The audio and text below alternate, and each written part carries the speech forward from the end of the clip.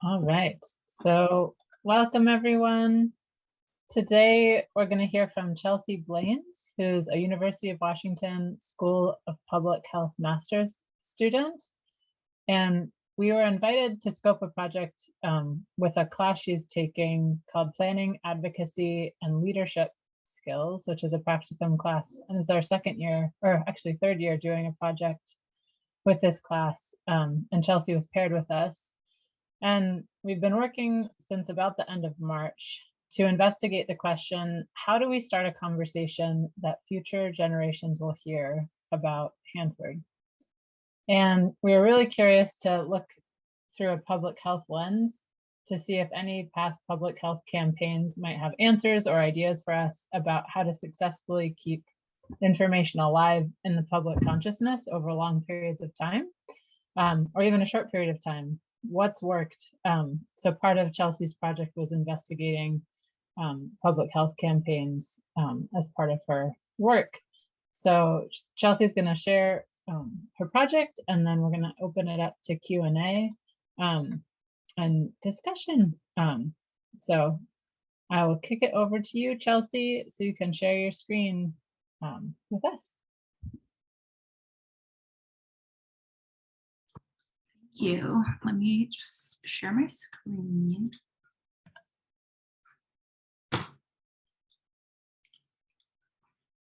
Okay, I think you should see that now. Great. Okay, great. Thank you, Liz, so much for that introduction. My name is Chelsea Blaines, as Liz mentioned, and I'm a first-year grad student at the School of Public Health at the University of Washington, and I'm very excited to talk about my project, my practicum project today, which is about promoting intergenerational equity related to Hanford's legacy of nuclear waste. So first, I just kind of wanted to preface that before this project, I knew little to none about the issue at the Hanford site and the problems that it's being plagued by in the past and today. So I grew up in the Philippines and I've lived in the Seattle area for most of my life. And I was never really made aware of this issue, even if I lived semi-close to it. And kind of most of what I knew about nuclear waste started and ended essentially at the bombing at Nagasaki and kind of the truffle sign essentially. And I really did not know that this was even a problem that I should care about, or a problem that I even had a power or say in. But first, what's the problem? So you might already know we've spent about 3 decades cleaning up Hanford. And at this point, we're really just getting started. And from what I've gathered, it's going to take at least about 75 more years, and it's going to cost about 300 to 600 billion more dollars to complete, and it will require us to monitor it forever. And so when I had just gotten this project, I wanted to put this into perspective. And I'm currently 24 years old. And based on kind of the US average life expectancy in the US, I'm not going to be one of the generation that will see this cleanup be done, which is pretty alarming. So with Liz and Mia, we wanted to ask the question, what lessons can be learned from the successes and failures of public health campaigns to promote intergenerational equity related to Hanford's legacy of nuclear waste? And so what do I mean by intergenerational equity? So given that the cleanup is going to span through multiple generations, and its monitoring will fall on the shoulders of future generations that don't even exist yet, how do we ensure that, one, we are providing equitable access to decision-making capabilities, and two, how do we establish sustained awareness and action for many generations to come in order to keep this public health risk alive kind of in the broader public consciousness? So to attempt to answer this question, I conducted a literature review just to understand what's out there and what we currently know. And to summarize my findings, it really boils down to a few criteria in terms of what makes a successful public health campaign and what components contribute to that. So firstly, I saw that campaigns needed to have a lot of clarity in terms of its target audience. So who do we want to focus on and who do you think we need, who has the least amount of information about this specific topic? And additionally, if your main objective is for the audience to make some sort of behavior change, the campaign needs to have a very clear call to actions. And then once you have a solid idea of who your target audience is, you need to curate the message in a way that is relatable and comprehensible to them. So you need to frame the message in a way that thinks about the motivation of its target populations. So interestingly, I also found in my search that campaigns were often successful at raising awareness about an issue if the issue at hand is already anchored to what people already know or have some sort of emotional response already. And lastly, there's also community engagement is a huge one for successful public health campaigns. So oftentimes community members who really care about the issue are not really presented, or their voices aren't really presented. And I also wanted to preface that with public health campaigns or any public health intervention that matter, usually time bound. So it happens, an intervention happens within 6 months or 2 years. But in this context of the nuclear waste cleanup, we are looking for answers that say, how can we keep talking about this for hundreds, if not thousands of years? And additionally, public health campaigns and interventions almost always conduct some sort of impact evaluation to answer the question says, did this campaign achieve what our original goals were? But then again, this is often only done within the first 2 years of the intervention. So we don't really have access to long-term data that shows the effectiveness of a specific campaign. And lastly, these campaigns are backed up by evidence suggesting that your intervention is going to solve or at least solve the problem. So for example, I can design a campaign that promotes healthy eating habits to address high obesity rates in the American South, for example. So there's an evidence that this specific thing that I'm trying to push or promote to people are actually going to help with obesity rates. But because we are stepping onto essentially uncharted territory with the nuclear waste cleanup, we don't necessarily have the correct answer in terms of what approach we should have. So I wanted to, oops, that's the way. So what does a successful public health campaign look like? So I learned about this campaign called the Truth Campaign, and Truth is a national campaign aimed at eliminating teen smoking in the United States, launched in 1998 until about early 2000. And it's regarded as one of the more successful campaigns in the US, given that it resulted in a significant decrease of smoking rates among teens. So they were able to employ a lot of what I just talked about in terms of successful public health campaigns. So they targeted youth smoking rates. So they aimed this campaign to decrease smoking rates specifically for younger generations or younger people. And because they had a clear target audience, they were able to really dig into the motivations for smoking. To answer that, they arranged an annual 500-person youth summit. They were engaged with their target population. And they learned that it would have been unsuccessful if they put out a campaign that says, don't smoke, because teenagers are already aware of the health impacts of smoking, but still do it because it's an accessible form of rebellion. And in fact, its deadly qualities are what made it alluring. So as a result of these summits, the campaign team decided to go with an anti-manipulation strategy. So because tobacco was seen as a symbol of control within this population, they framed the concept of not smoking as a form of rebellion against tobacco companies. So attacking that duplicity and manipulation of the tobacco industry became Truth's rebellion, essentially. And with that, I also wanted to mention that this campaign was backed by hundreds of millions of dollars. So the team had essentially access to unlimited resources, not just for staffing, for background research and marketing materials. And this is a luxury that most public health campaigns do not have. And we don't always talk about this, but money does move mountains. And the problems that Hanford is facing today are so large that it needs to have more access to funding, and not only with the cleanup itself, but also for public interest groups like Hanford Challenge, for example, who really put a lot of work in engaging young people like me to continue talking about this problem and to also champion this issue. And I also wanted to talk about a very brief history of hand washing and how it has evolved throughout the century.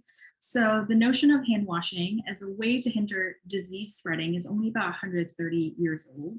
And at the time, the practice of hand washing was only really used by surgeons and other hospital staff, kind of in a clinical setting. However, with the tuberculosis outbreak in the late 19th century, people essentially developed a phobia of germs, thus employing a lot of hand washing. But then with the subsequent development of antibiotics and vaccines, fewer people died due to viral and bacterial diseases. So there was less emphasis on that hand hygiene. And I wanted to fast forward to pre-COVID, where we actually had really low hand washing compliance. So a study found that only 69% of women, and even more alarming, 43% of men wash their hands after urinating in the bathroom. But then we go to the start of the pandemic back in March 2022. We think about it, we didn't know a lot about the disease, how it spread, and we just had a lot of uncertainties. So we found that hand washing compliance really skyrocketed. And at the time, we had no pharmaceutical interventions such as vaccines or even masking guidance at that point. So we really turned to hand washing to limit transmission of COVID. So from this, I bring up hand washing to show the evolution of the context in which hand washing is viewed within just a timeline of 130 years, kind of paralleling what we were trying to achieve long-term with this project. So the idea is that we're not able to predict this so far in the future that we can create tangible solutions today. Just thinking about it now, even a decade ago, we would say that the low smoking rates, for example, in the country is a success. But we see today there are still high vaping rates, especially among teens and young adults.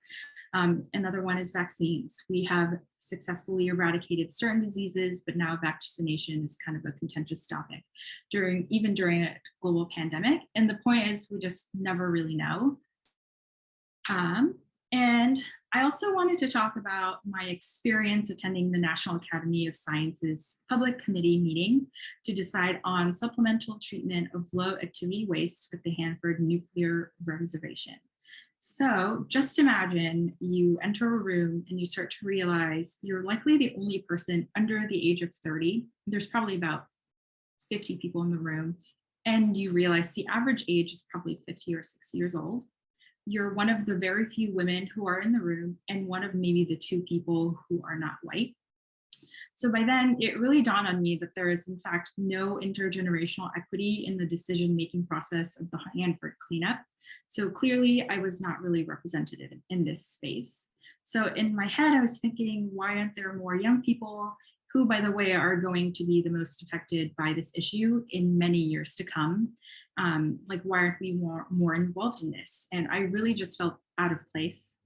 And not only were my interests not represented in this issue, but this was also incredibly inaccessible for people like me who don't already know a lot about this topic. I didn't know about the technical information about this. And when I was there, they kept saying like supplemental law this and supplemental law that. And honestly, it took me about 2 hours worth of presentations to realize that they were talking about supplemental law, low activity waste, and not designing a policy to supplement a current policy that we have. So it's kind of just like, this information is very inaccessible to me and it's not designed to engage people like me.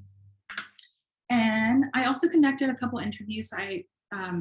My first interview was with Tom Carpenter, as you may know, as the former executive director of the Hanford Challenge.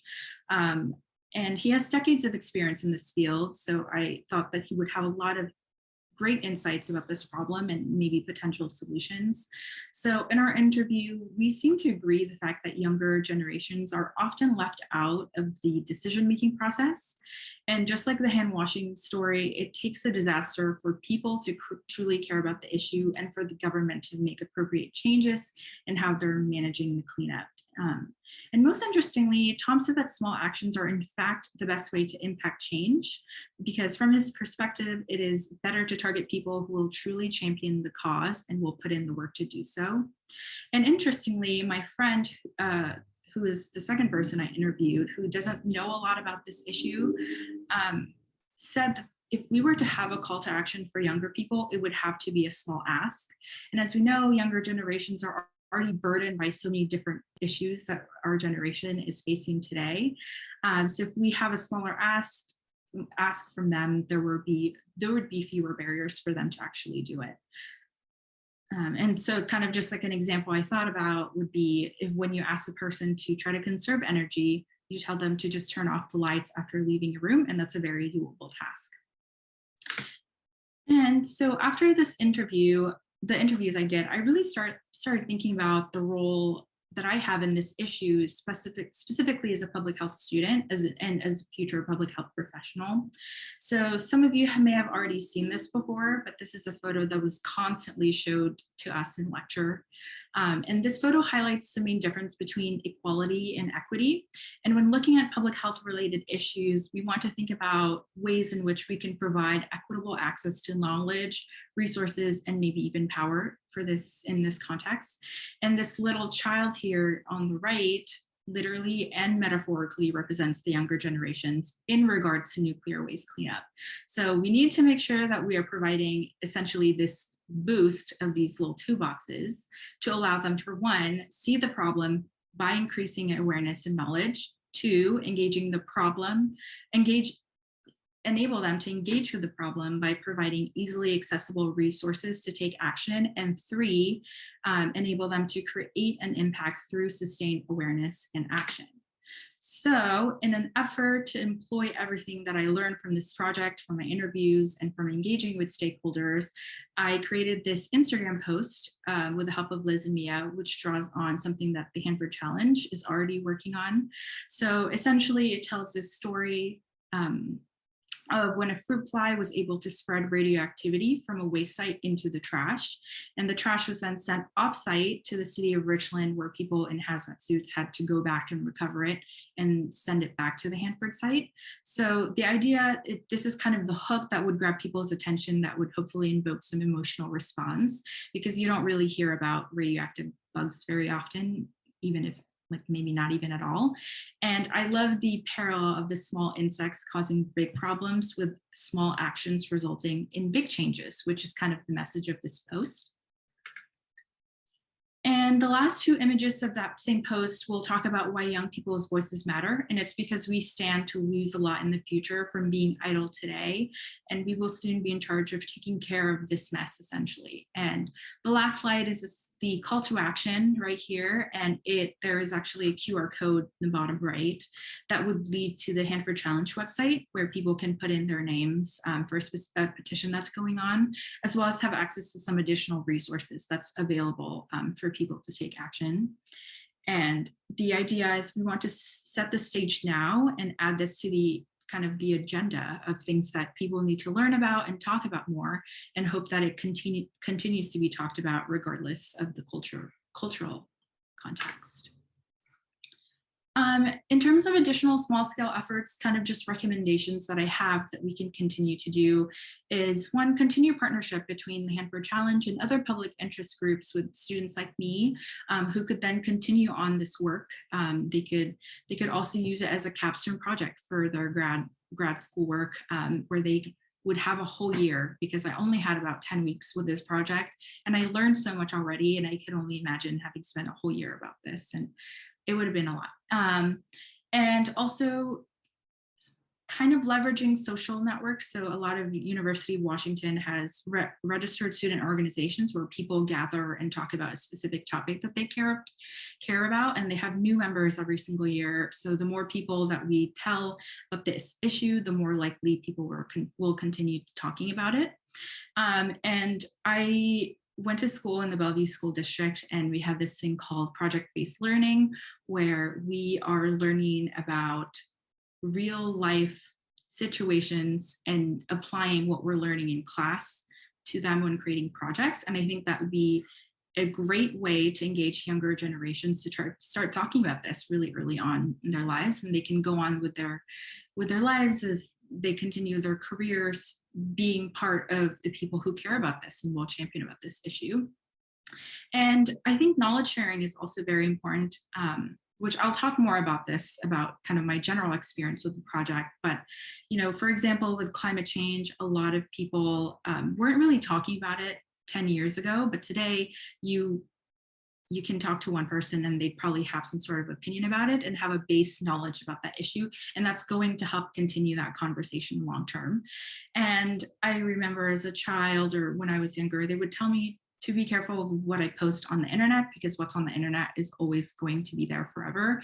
And I think that this is actually an advantage for us in this context. Like, we want the help of the internet because all this information will stay there. For example, this recording will be on the internet forever for someone to engage 10 years later. And so that's kind of one way to do it. And I wanted to talk about just my general thoughts and experience with this project. Well, first of all, I am very grateful to have been given this opportunity. And I think it's such a great learning experience for me. And I think that's kind of the goal of having practicum projects, is where we get engaged in things that are happening today. And we learn so much about how we can advocate for ourselves, advocate for issues that we care about.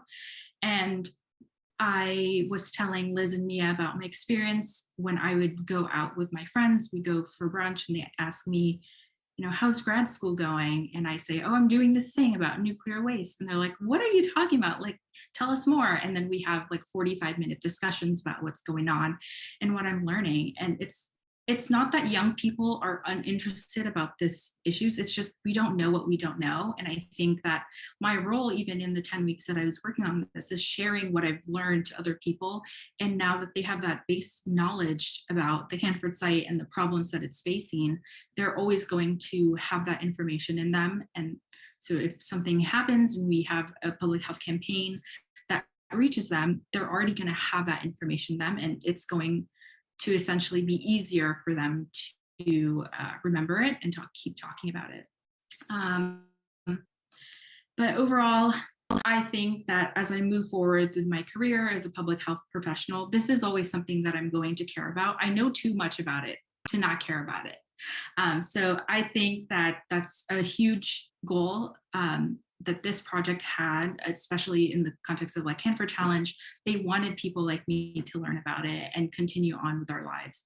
And I will probably making my daily life decisions that are impacted by the issues that I care about, and that's including the Hanford site and the problems.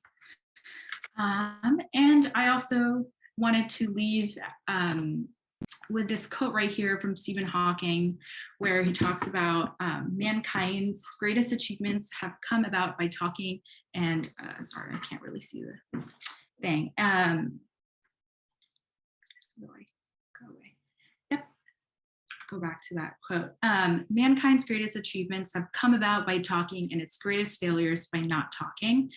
And ends that quote by saying, all we need to do is make sure we keep talking. And that's kind of the whole theme of this project. And I'm glad that this is a positive note to leave on in today's presentation. And I also just wanted to give a little special thanks to Liz and Mia for providing me with amazing feedback throughout the project and guiding me through all the challenges that I faced and kind of all the anxieties that I had about this specific project. And she's not here today, but Amy Hagopian was my faculty advisor for this project, and she gave me a lot of guidance and help navigating my role as a public health student in this specific project.